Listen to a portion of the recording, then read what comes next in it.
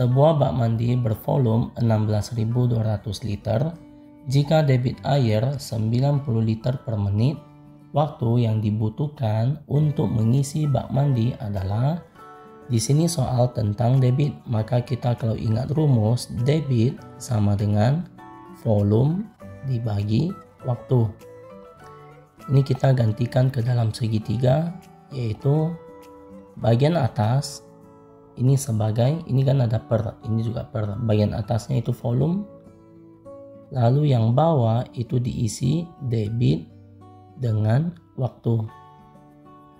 Di sini itu untuk tanda bagi dan di sini untuk tanda kali. Sekarang kita lanjut ke soalnya lagi. Langkah pertama, soalnya ada dikasih keterangan bak mandi itu bervolume 16.200 liter. Ini volumenya. Lalu debit airnya dikasih debit yaitu 90 liter per menit. Pertanyaan sekarang soal mau cari waktu.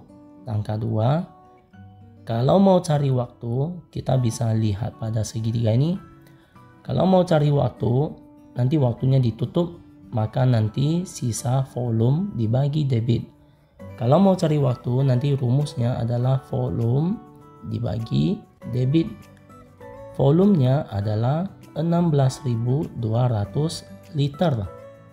Bagi debitnya adalah 90 liter per menit.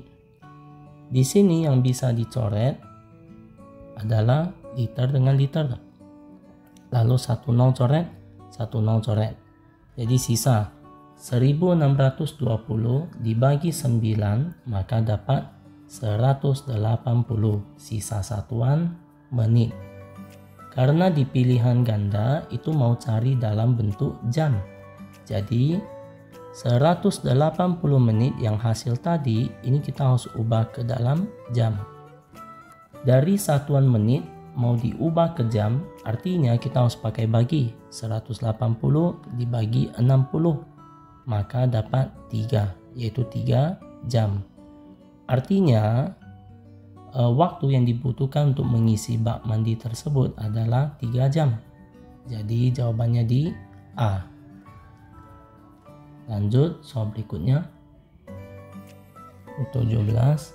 Berat angkutan bermuatan jagung 154 kuintal bila angkutan kosong 6,85 ton. Berat jagung ada kilogram. Ini artinya 154 kuintal ini ada campur angkutan sama jagung. Ada angkutan, lalu ada jagung lagi. Kalau yang di sini angkutan kosong artinya 6,85 ton ini hanya angkutan. Jadi dia nggak bawa jagungnya. Jadi pertanyaan, berat jagung ada berapa kilo? Kita ubah dulu. Langkah 1, kita cari yang angkutan dan jagungnya. Angkutan dan jagung itu kan total 154 kuintal. Dan bagian kuintal ini kita harus ubah ke kilogram. Kita harus ingat dulu yaitu tangganya. Satuan berat mulai dari ton, lalu lanjut kuintal, lalu lanjut kosong, lalu lanjut kilogram, lalu hektogram, dekagram, lalu gram, lanjut desigram, lalu sentigram, terakhir miligram. Karena pertanyaan mau dalam bentuk kilogram, maka kita harus loncat ke kilogram. Soal ini adalah kuintal. Kuintal kita ubah ke kilogram, itu artinya loncat 2 tangga. Kalau loncat 2 tangga artinya dikali 100. 154 dikali 100 kilogram. Karena kita udah loncat 2 tangga, jadi langsung ubah ke kilogram. Maka dapat 15.400 kilogram. Langkah kedua, kita cari yang angkutan saja. Angkutan itu 6,85 ton. Kita harus ubah ke dalam kilogram. Lanjut, ton kalau mau ubah ke kilogram itu turun 1, turun 2, turun 3. Dari ton ke kuintal 1 tangga, dari kuintal ke kosong 1 tangga, dari yang kosong ke 1 tangga kilogram, jadi total ada 3 tangga. Turunnya 3 tangga maka harus kali 1000. Jadi 6,48 ini kita bisa ubah ke dalam pecahan biasa dulu, yaitu 685 per 100. Lalu ton mau ubah ke kilogram, kita kali 1000 kilogram. Lalu coret, 20 coret, 20 coret. Jadi tinggal 685 dikali 10 dapat 6850 kilogram. Lanjut, ini berat untuk yang angkutan sama jagung. Ini berat untuk yang angkutan saja. Pertanyaan mau cari berat jagung. Maksudnya berat jagung yang dibawa. Jadi kita pakai 15.400 kg dikurang 6.850 kg. Maka hasilnya adalah 8.550 kg. Ini adalah berat jagung yang dibawa angkutan tersebut. Jadi jawabannya di C. Lanjut soal berikutnya.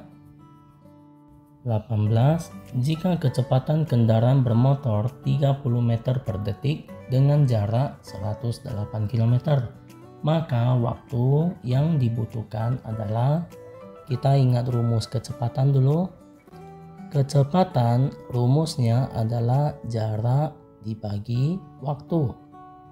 Ini kita ganti ke dalam segitiga, yaitu yang ini tanda per, ini tanda per, di atasnya itu jarak. Jadi ini kita isi jarak, yang bawah itu kecepatan, lalu dengan satu lagi yaitu waktu.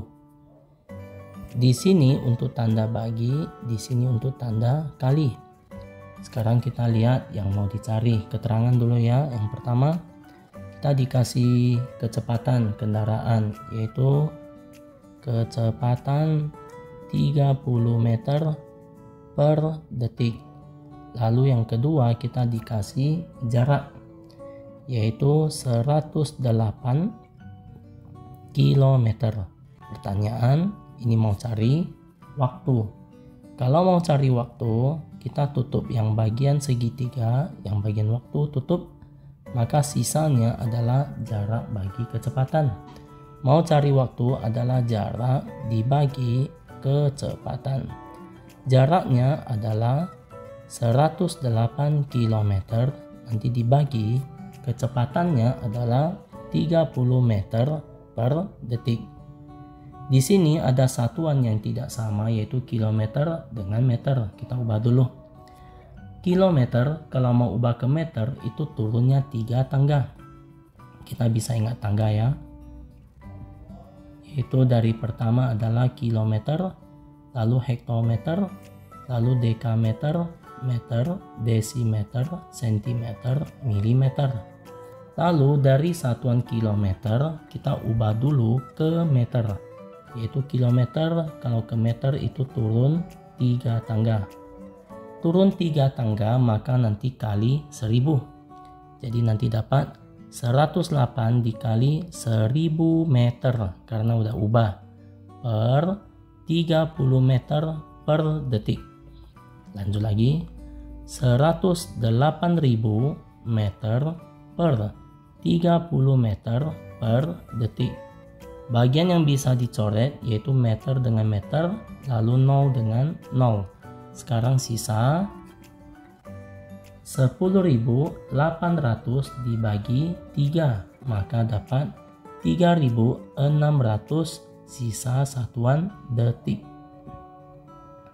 Sambung. Sekarang soalnya dalam pilihan ganda itu mau ganti ke dalam jam. Maka langkah 3, kita kan tadi dapat jawaban 3.600 detik. Kita mau ubah ke dalam jam. Ingat, 1 jam itu 3600 detik. Kalau kita dari detik ke jam itu kan terbalik, maka kita harus bagi 3600 dibagi 3600 maka dapat 1. Artinya waktu yang dibutuhkan adalah 1 jam. Maka jawabannya di A. Lanjut soal berikutnya. 19. Ciri-ciri sebuah bangun datar adalah mempunyai 4 sisi sejajar, besar sudut yang berhadapan sama besar, tidak memiliki simetri, dan diagonal membagi 2 daerah sama besar. Bangun datar tersebut adalah di pilihan ganda ini tersedia 4. Jadi kita cek satu-satu ya. Kita mulai dari jajar genjang. Jajar genjang itu gambarnya sejenis kayak gini. Lalu nanti B kita cek layang-layang. Lalu nanti yang ketiga yaitu trapesium.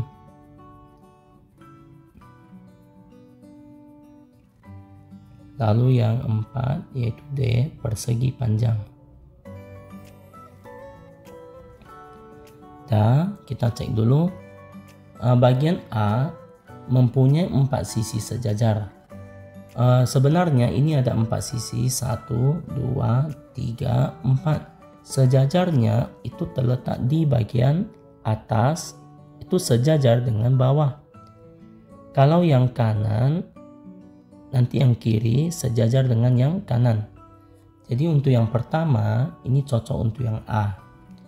Kita coba cek untuk yang B. Mempunyai 4 sisi sejajar. Kalau sejajar untuk yang layang-layang tidak cocok.